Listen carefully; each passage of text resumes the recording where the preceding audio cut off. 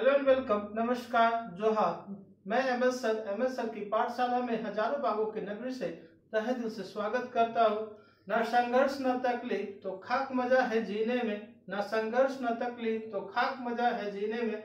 बड़े बड़े तूफान भी शांत हो जाते हैं जब आग लगे हो सीने में, जब आग लगे हो सीने में।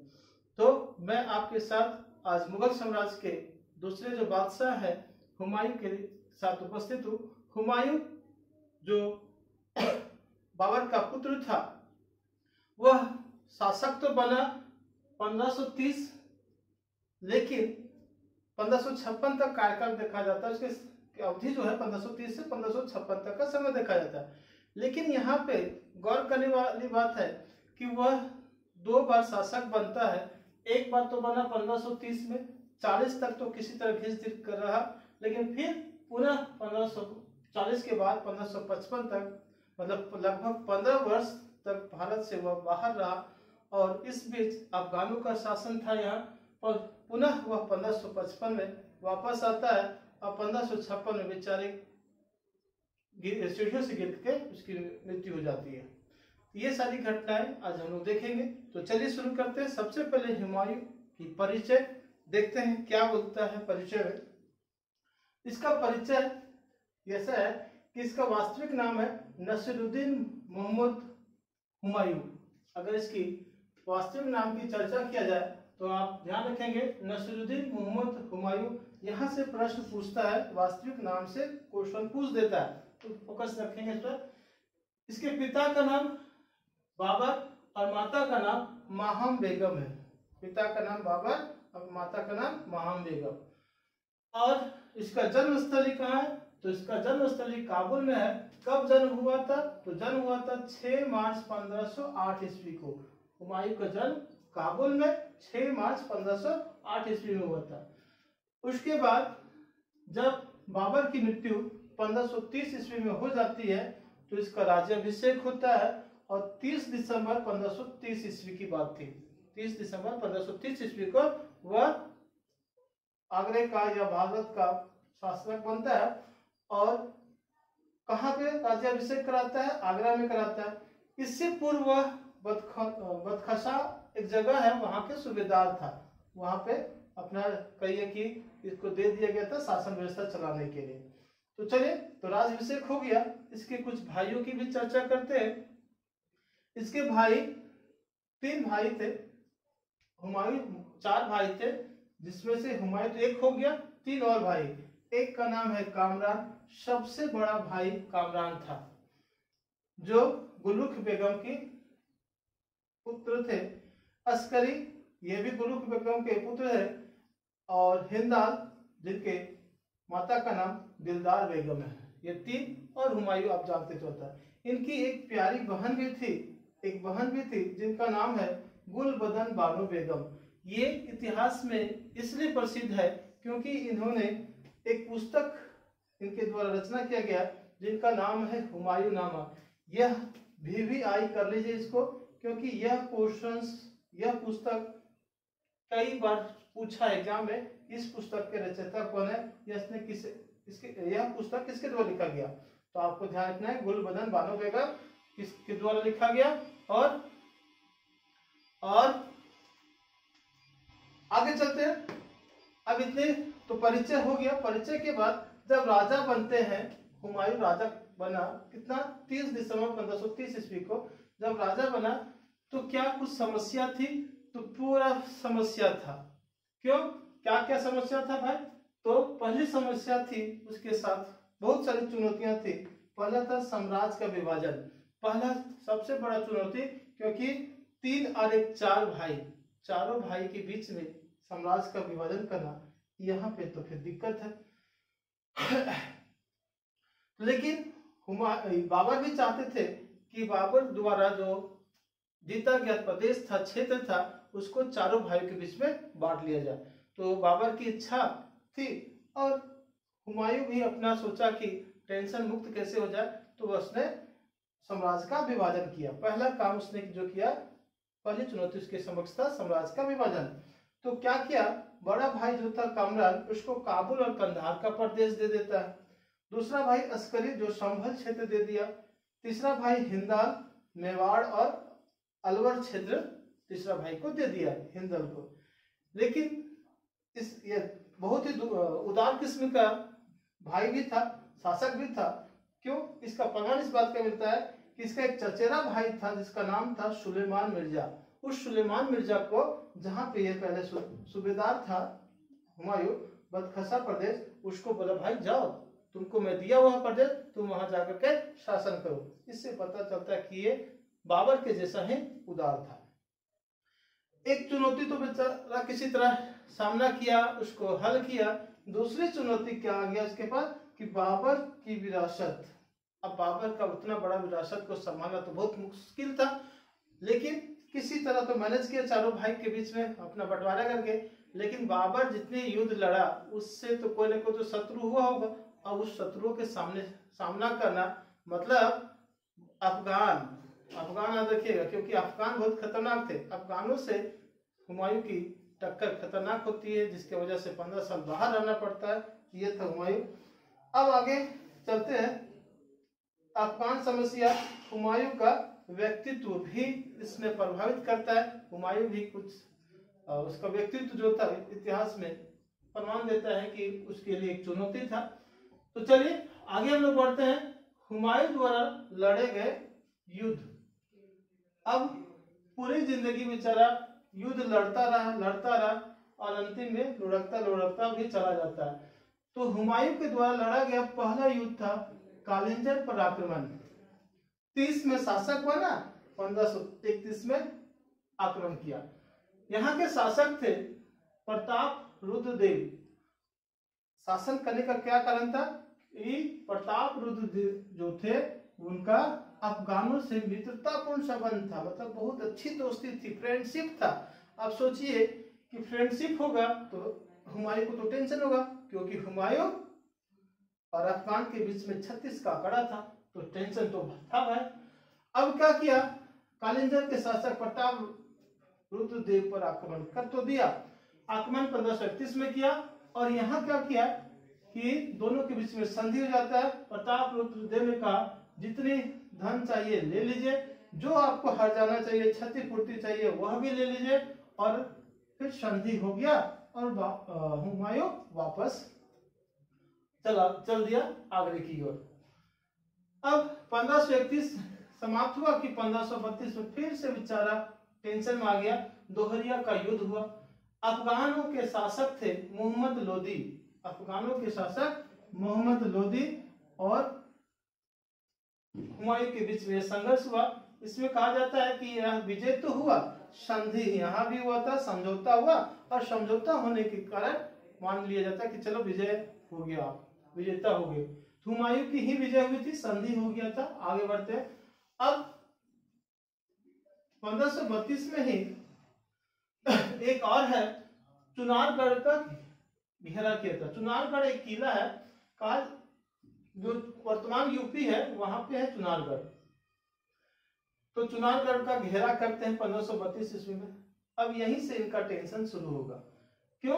क्योंकि आएगा यहाँ से शेर खान। अब वही शेर खान जिसने शेर को मारा था, और उसे हम लोग शेर शाह सूरी के नाम से भी जानते हैं।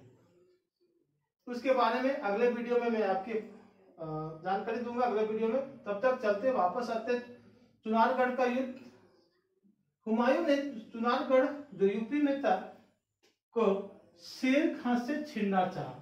शेर खान से चाहा कि मैं शेर खान को पराजित कर लूंगा और वह किला मेरे अधीन आ जाएगा। हुमायूं ऐसा सोचा, लेकिन हुआ क्या, दोनों के बीच में कंप्रोमाइज हो गया, संधि हो गया। दोनों के बीच में संधि हो गया, और शेर खान ने भी बोला भाई संधि हो गया, हम भी खुश हैं क्योंकि किला बच गया। अब शेर खान क्या किया, अपना पुत्र कुतुब खान को हुमायूं की सेवा में भेज दिया। हुमायूं को पास भेज दिया, जाओ कुतुब खान तो जो शासक हैं हुमायूं उनकी सेवा करना।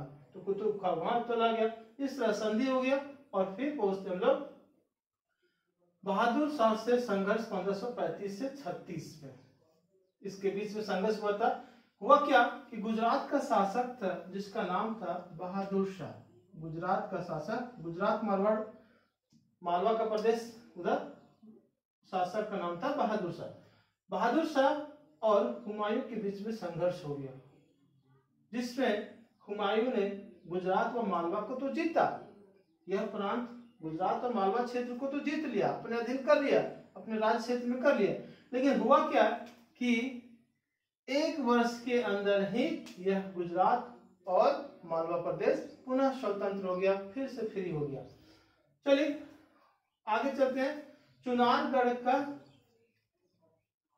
विजय, या चुनारगढ़ वही यूपी वाला। हुमायूं चुनारगढ़ जीतकर बंगाल की ओर बढ़ा। अब हुआ क्या था, यहाँ एक घटना है।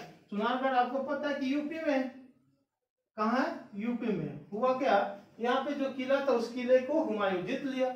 अब हुमायूं जीता तो नाराज कौन हो गया? शेर खान नाराज हो गया, उससे नाराज हो गया। तो शेर खान कहा जाता है कि शेर खान चल दिया था यूपी की ओर, यूपी से बंगाल की ओर गया था, लेकिन बंगाल नहीं गया, वहां कहीं छिप गया था। कहाँ छिपा बाद में बताएंगे आपको। तो चलिए वह उसके पीछे पीछे पहुंचा कहाँ? बंगाल की ओर। यूपी में है चुनारगढ़, वहां विजय हुआ 1538 ईस्वी में, और वह हुमायूं चुनारगढ़ जीतकर बंगाल की ओर चला। बंगाल को जाकर जीता, वहां जीता। अब क्या किया कि जीता तो, लेकिन जैसे ही वहां जीता उसको एक अफवाह मिल गया, एक न्यूज मिलता है, सूचना मिलता है ऐसा कि हिंदाल जो उसका भाई था, अफवाह था यह न्यूज, हिंदाल उसका जो भाई था वह क्या किया, स्वयं को आगरा का बादशाह घोषित कर लिया। मतलब आगरा के जो ताज थी, गद्दी थी, उस पर वह बैठ जाता है, ताज पान लेता है, ऐसा अफवाह फैल गया। अब अनंत फानन में हुमायूं भागा कहां से? बंगाल की ओर से चल पड़ा, इधर वापस आने लगा। इसी बीच में चौसा का युद्ध होता है 1539 में। यह बहुत खतरनाक युद्ध है, इसे आपको याद रखना होगा, क्योंकि यहां से हुमायूं की किस्मत होने वाली है खराब। शेर खान ने हुमायूं को चौसा के युद्ध में हराया। हुआ क्या, हार तो हो गया, हुमायूं हार गया, लेकिन यहाँ एक कहानी है कि जब वापस आने लगा बंगाल से, हुमायूं वापस आ रहा था, तो उसी बीच में ये चौसा जो है होता है कि बक्सर नामक स्थान के आसपास, बक्सर के आसपास है, नदी है कर्मनाशा नदी। अब एक क्षेत्र में मान लीजिए ये है वह चौसा का क्षेत्र मैदान, यह चौसा का युद्ध स्थल, इधर छिपा हुआ कौन? इधर है शेर खान। एक तरफ शेर खान बैठा हुआ है, दूसरी तरफ है हुमायूं। दोनों एक दूसरे पर आक्रमण नहीं कर रहा है। ये शेर खान बहुत चालाक आदमी था, बोला कि हम तो इसकी सेना के सामने टिकेंगे नहीं, हुमायूं की सेना के सामने टिकेंगे नहीं। अब वह दिमाग का लगाया कि खराब मौसम आए, मतलब बारिश वारिश होने लगे, नदी में पानी आए, उफान आए, और उस समय अचानक तो दोनों वहां टिका हुआ था, और अंततः हुआ भी वही।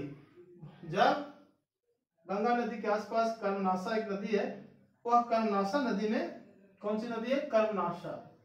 कर्मनाशा इस नदी में आ गया बाढ़, गंगा नदी भी है उधर, उसकी सहायक नदियों में आ गया बाढ़, क्योंकि बरसात का मौसम था। अब बाढ़ आया तो शेर खान देखा मौका और मार दिया चौका, मतलब हुमायूं पर कर दिया आक्रमण। अब हुमायूं तो अचानक, शेर खान अचानक आक्रमण किया, हुमायूं की सेना तो तैयार नहीं थी। अब बेचारा हुमायूं को भागना पड़ा। अब जब भाग रहा था उसी दौरान हुमायूं जब नदी पार करके भाग रहा था, या कोई कहता है कि इतिहासकार ऐसे कहते हैं कि वह नाव से जा रहा था, तो कोई इतिहासकार कहते हैं कि वह अपनी जान बचाने के लिए नदी में कूद गया, कर्मनाशा नदी या गंगा नदी में कूद गया, ऐसा कुछ इतिहासकार कहते हैं। तो मान लीजिए नदी में कूद गया, वो जब कूद गया जान बचाने के लिए, तो उस दौरान एक निजाम नामक नाविक ने उसकी जान बचाई। निजाम नामक नाविक ने उसकी जान बचाई, और जान बचाने की वजह से निजाम जो था उसको हुमायूं ने एक दिन का बादशाह बनाया था। जब 1555 में पुनः 1555 के 56 के बीच में फिर से वापस आता है हुमायूं, तो फिर क्या किया, एक दिन का बादशाह बनाया था। इसीलिए किसको? निजाम को, कि मेरी जान बचाया। तो चलिए फिर से वापस आते हैं चौसा का युद्ध। ये कहानी था चौसा का में कि चौसा का युद्ध हुआ था 1539 ईस्वी में। पहला पॉइंट कब हुआ, किसके किसके बीच में हुआ, तो शेर खां और हुमायूं के बीच में हुआ। तो चौसा का युद्ध में कौन जीता, जीता कौन, शेर खां, हारा कौन, हुमायूं। एक पर जीता एक पर हारा। अब शेर खां तो खुश हो गया और वो एक उपाधि लेता है, कहता है आज से मैं शेर शाह हूँ। सूरी वंश के थे इसलिए हम लोग शेरशाह सूरी भी कहते, इतिहासकार ने शेरशाह सूरी कहते हैं। तो शेरशाह की उपाधि ले लिया। अब जब शेरशाह की उपाधि ले लिया तो खुश हो गया। अब आगे कुछ घटना और घटेगा। अब क्या किया, 39 तो खत्म हुआ किसी तरह, अब पहुंच गया 1540, जिसे हम लोग एक यहाँ पे कनौज और बिलग्राम का युद्ध हुआ था 1540 में। कनौज और बिलग्राम का युद्ध हुआ। यह युद्ध इतिहास में इसलिए विशेष महत्वपूर्ण रखता है क्योंकि हारा यहाँ तो जरूर था 1540 में शेरशाह से हुमायूं, लेकिन अभी तक शासन शेरशाह के हाथों में नहीं गया था। अब जाएगा शेरशाह के हाथों में। कैसे, कनौज बिलग्राम, कनौज या बिलग्राम जो कहिए, 1540 में युद्ध हुआ। हुमायूं हार गया, शेरशाह जीत गया। अब बेचारा को जान बचाने के लिए भाग जाना पड़ा। आगरा कहिए कि आगरा या भारत को छोड़ करके भाग गया। तो पहुंचा किधर, सिंध प्रांत, वही पाकिस्तान और अफगानिस्तान के जो बॉर्डर है ना, उधर चला गया।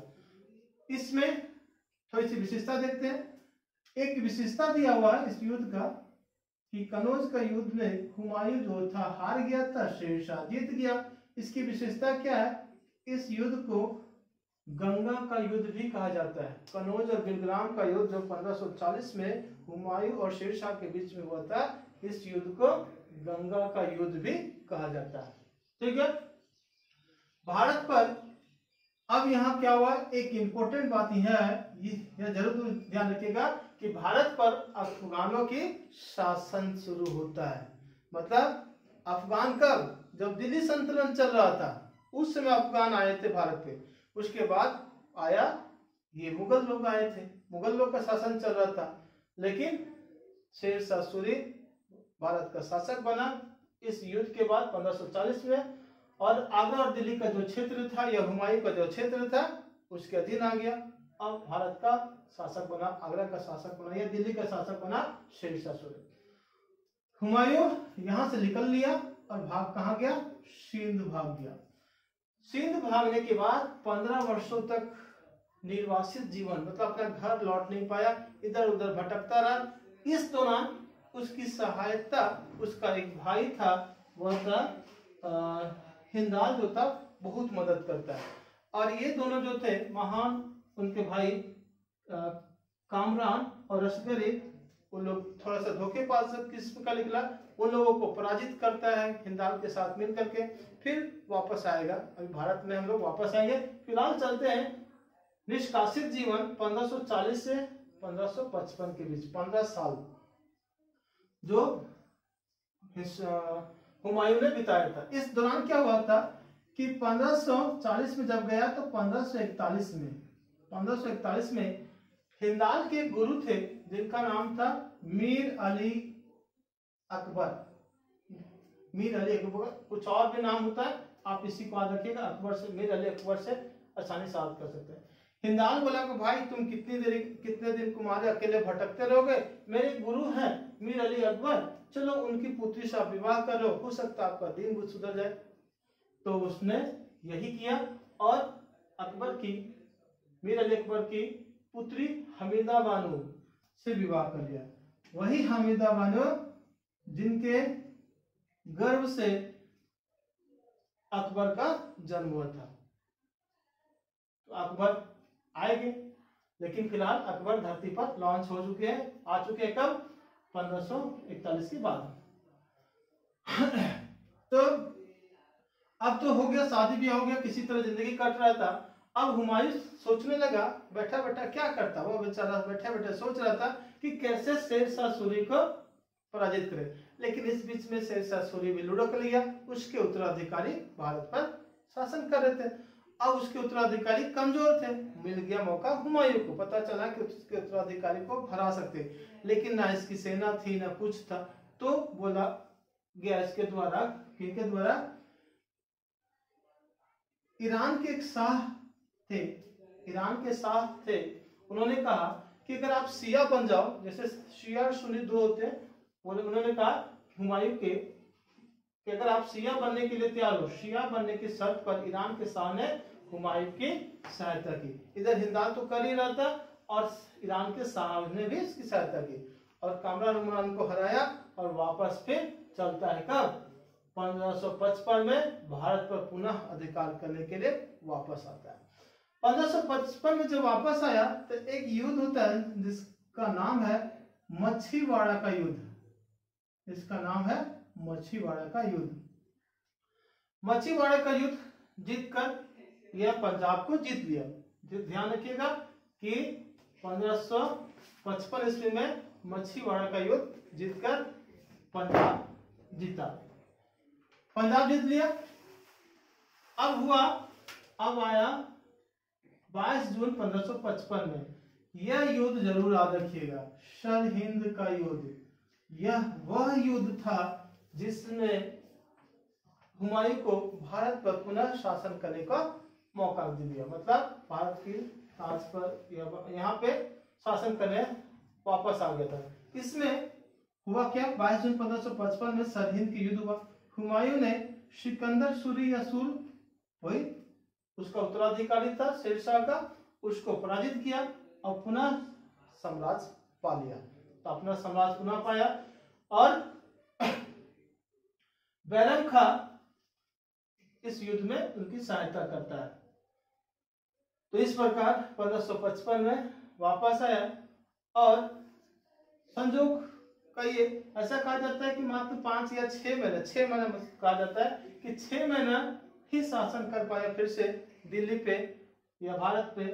और दीन पनाह के पुस्तकालय, दीन पनाह नगर की स्थापना किसने किया, हुमायूं ने किया था। दीन पनाह नगर की स्थापना हुमायूं द्वारा किया गया था और वहां पे पुस्तकालय भी बनाया गया था जिसे शेर मंडल या शेरिये मंडल भी कहा जाता है। पुस्तकालय को शेरिये मंडल। इसकी सीढ़ियों से गिर करके बेचारा 1556 में इस दुनिया से विदा ले लिया। अब मृत्यु तो हो गई, कुछ विशेषताएं हैं। विदा होने के बाद एक नेलपुन है जिन्होंने कहा है कि हुमायूं जीवन भर लुढ़कते रहा और लुढ़क कर इस संसार से विदा हो गया। पूरी जीवन लुढ़कता रहा और अंतिम में लुढ़क गया, मैंने दुनिया से विदा ले लिया। किसने कहा, लेनपुल। ये आपके लिए इंपॉर्टेंट है क्योंकि यह प्रश्न भी पूछा जाता है एग्जाम में। तो चले अब आते हैं वापस, कुछ नोट इंपॉर्टेंट यहाँ से क्वेश्चन बनते हैं। जैसे पहला क्वेश्चन कि मुगल निम्नलिखित में कौन से मुगल बादशाह या पहला मुगल बादशाह जिसने स्वर्ण सिक्के जारी किए, ऐसा प्रश्न पूछता है। तो स्वर्ण सिक्के जारी करने वाला प्रथम बादशाह, मुगल वंश का प्रथम बादशाह कौन था, तो हुमायूं था। स्वर्ण सिक्के जारी करने वाला, सोने का सिक्का जारी करने वाला। ये अफीम का सेवन करता था, ऐसा भी कहा जाता था। ये ज्योतिष पर विश्वास रखता था या ज्योतिष का ज्ञान था। इसी कारण ये 7 दिनों में भिन्न भिन्न रंगों का, मतलब 7 दिन अलग अलग रंग के वस्त्र पहन के आता था। इससे प्रमाण मिलता है कि वह ज्योतिष पर विश्वास था उसको। अब यहाँ यह क्वेश्चन भी पूछा हुआ है कि वह कौन सा शासक है जो अपने